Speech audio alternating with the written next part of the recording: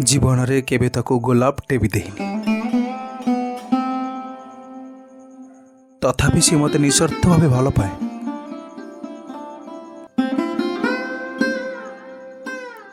ବାପାଙ୍କ ପାଖେ ସବୁବେଳେ ମୋ ପାଇଁ ଗାଳି ଖାଇଛି, ତଥାପି ସେ ମୋତେ ନିଜଠୁ ବେଶୀ ପ୍ରାଧାନ୍ୟ ଦିଏ।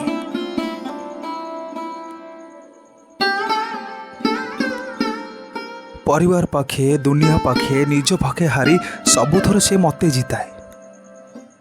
କିନ୍ତୁ ଅଭିଯୋଗ କିମ୍ବା ଅଭିମାନର ଛୋଟ ତିଳଟିଏ ମଧ୍ୟ ମୁଁ ତା ମୁହଁରେ କେବେ ଦେଖିନି। ସତରେ ହୁଏତ ଏ ଜୀବନ କମ୍ ପଡ଼ିଯିବ ତା ଭଲ ପାଇବାର ସଂଖ୍ୟା ମାତ୍ର ତାକୁ ଫେରାଇ ଦେବାରେ।